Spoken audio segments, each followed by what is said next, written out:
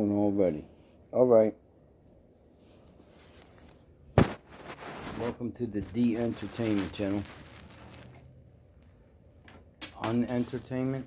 What is the right word? Somebody tell me. Anyway, I want to share a little story I'm watching there. This is about 3 men that did 1983. They were locked up. I personally know 2 men that did multiple years for crimes that they did not commit, only to be exonerated after years of nightmare and torture. Police may have withheld evidence. The state's attorney asked a judge to throw out their 1983 convictions. This journey here for us has been rough. I hate to put it like this, we went through hell. It wasn't easy. You see us out here, we smiling, we're happy that we're free, but we got a lot to fix. A lot to fix, indeed. I'm pretty sure the community... See, here's the problem with this.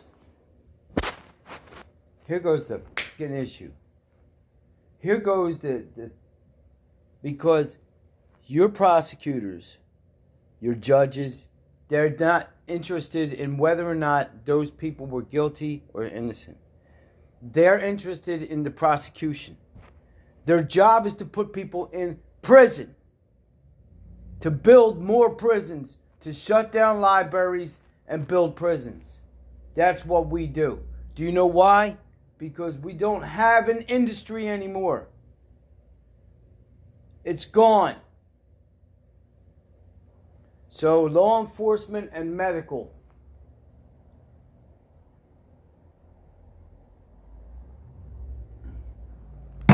That's what we have left. And our medical, our pediatrician, our physicians are trash. They're trash. They used to give me medication that helped with my back. My back feels like that rusted piece of twisted chain that you find underneath your boat after you ain't moved the boat for 30 years. And there's a piece of chain in there twisted up, rusted together. That's what my spine feels like right now. All right? Movement it's none of your business. It sucks. Let me tell you that. It sucks. And there ain't nothing I can do about it. You know what I got?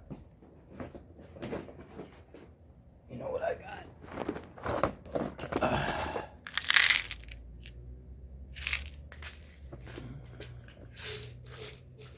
Yeah. Morning. Then we got some. This is it. Cyclobrenzaprine 10 milligrams. And meloxicam 15 milligrams. That's what they give me. Now, anyone with back pain, chronic,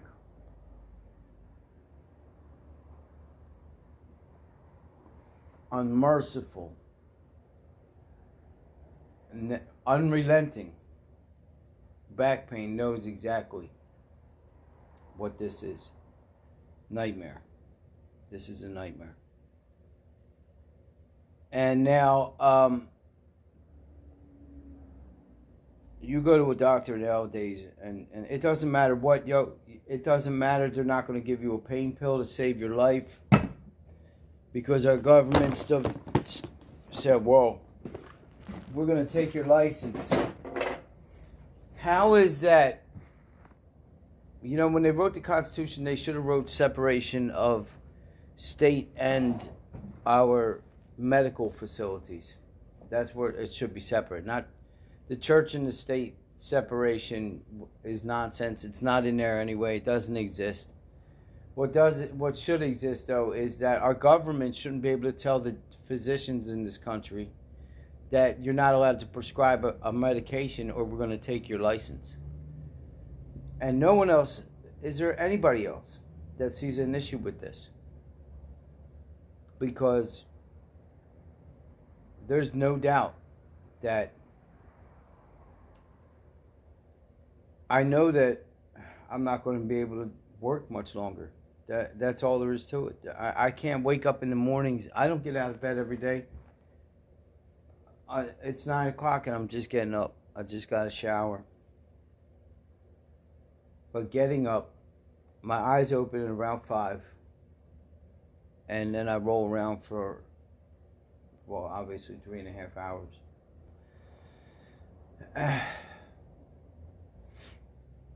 I believe beyond this pain. I believe, look, let me tell you what has happened to me medically over the past few years. I was thinking about it. I was watching this thing. I was told that this was some years ago. They did some tests on my heart and stuff like that. He said, have you ever had a stroke? I said, not that I know of. He says, well, it looks like you've had too many strokes here. How do you even tell you had a mini stroke? How do you even know that? He says you have the scar tissue on your heart here, which could indicate a heart attack. Then he said some other mess. But then I went to the hospital, get hit by a car in October, and I go over there and they do X-rays on my body, looking to see if anything. And here I had broken two ribs, my ankle, and that was an acute break. So here's the thing. I never limped on that ankle. I never, it never even occurred to me that my ankle was broken. Neither did it occur to me that my ribs were broken. I remember the damage probably happened in the gym when I was on the machine. If you have my Instagram, you can see it. It was 1,010 pounds that I put on there, and I got it twice. Third time was the charm. I came smashing down, but that was my workout weight. So you can all just shut up. That was my workout. So shut your face. You want to go in the gym? I'll go with you. We'll put that 1,000 pounds on there. We'll see who can lift it. Anyway, I'm going to sit here and get my vape pen, wherever that may be, and vape heavily. I'm going to vape heavily. But little, if you know this or not, when I was 8.5 or so, I don't remember my exact age. I was a little kid, but I'm pretty sure it was around there. They put me in Children's Hospital, Pennsylvania, for a suicide attempt. And then while in Children's Hospital of Pennsylvania, they told me I'm going to the Eastern Pennsylvania Psychiatric Institute, which I was not going there. I heard all kind of bad things about it. I'm not going there.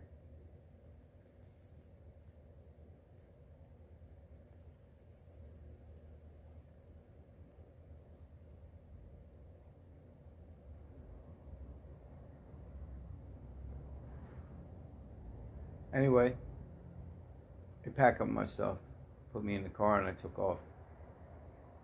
His name was Foley, Mr. Foley.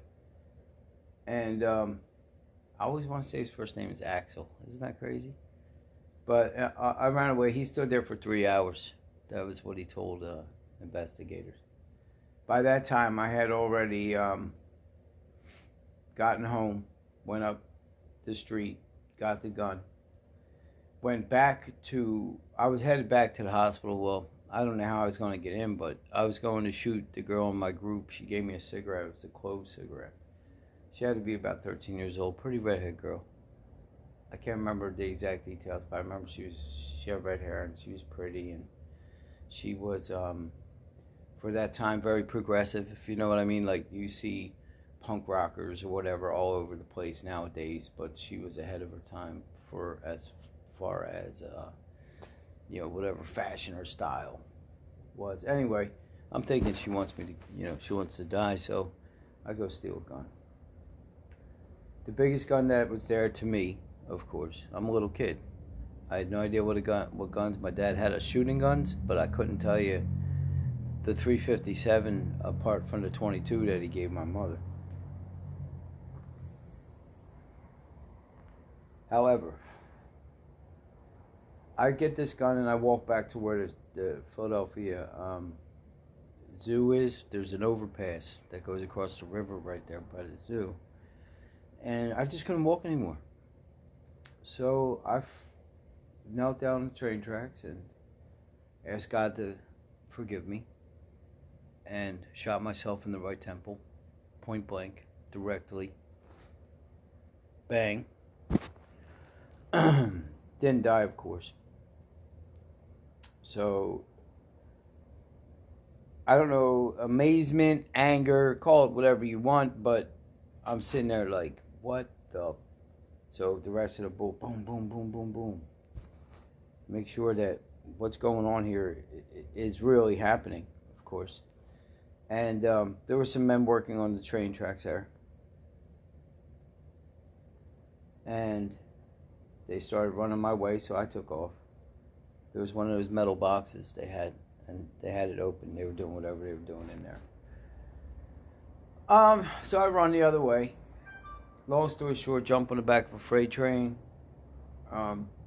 Septic cop is waiting on the overpass there by West River Drive. He jumps out of his car and stops the freight train and gets me off, and I hide the gun in the bushes there, going up the side there.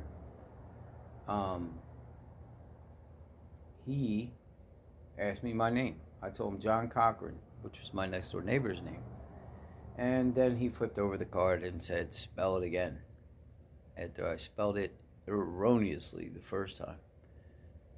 So anyway, there's that. I did shoot myself in the head. I did not die. I've had 2 broken ribs. I'm missing this tooth. No idea what happened to it. None. It was fine. It was healthy. I had no problems up front. No cavities. It's gone. It's gone.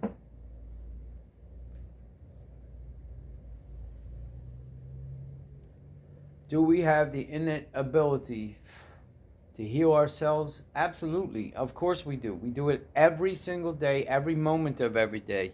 Our body's healing something that is going wrong. It's a losing battle, of course, but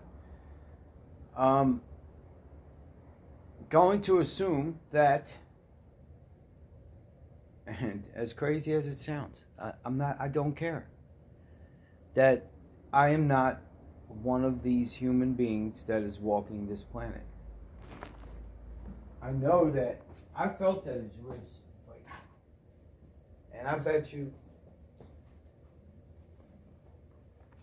my spine is trashed. I'll bet you it is a rotten piece of meat. I'll bet you that inside there, it must look like The Walking Dead.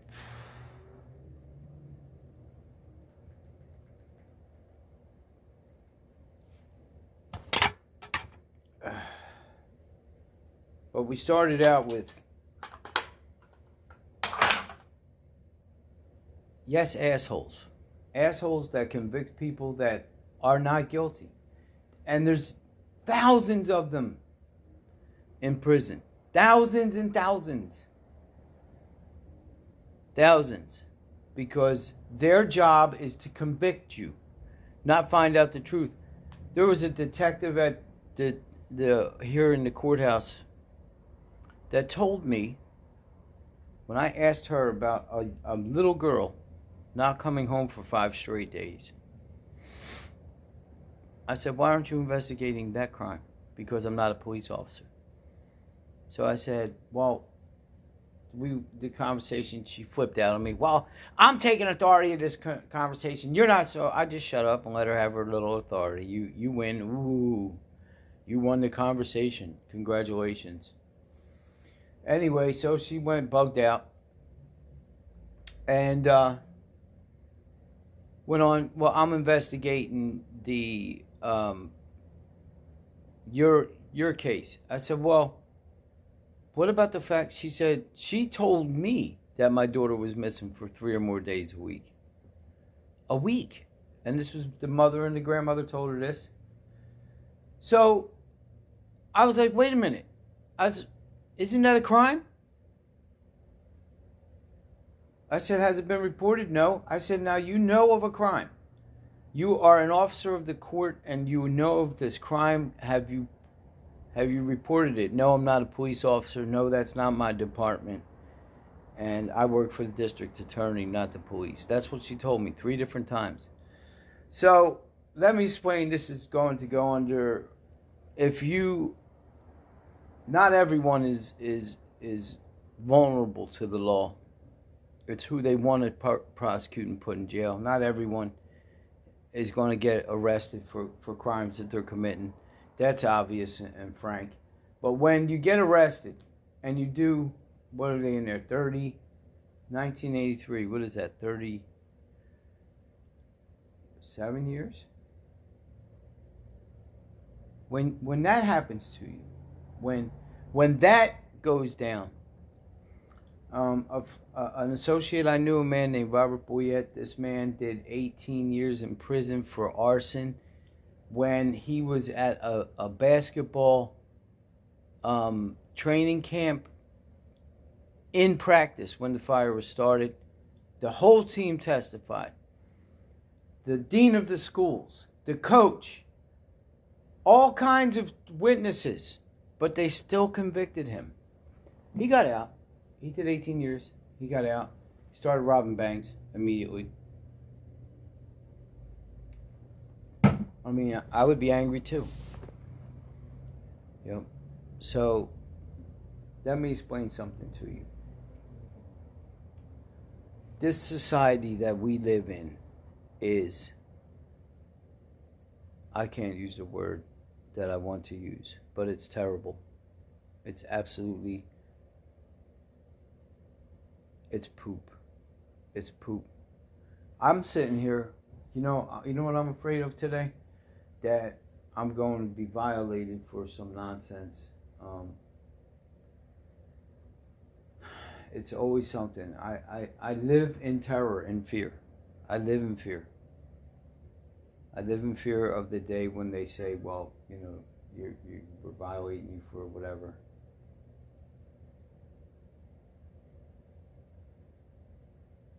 So, how about, it's too late. And you know what? You prosecutors don't give a damn. You don't care if the man did it or not. Your job is to prosecute him, put him in prison, and shut their face. Let them figure it out in the appeals courts, which they will never win. Most of the time, nope.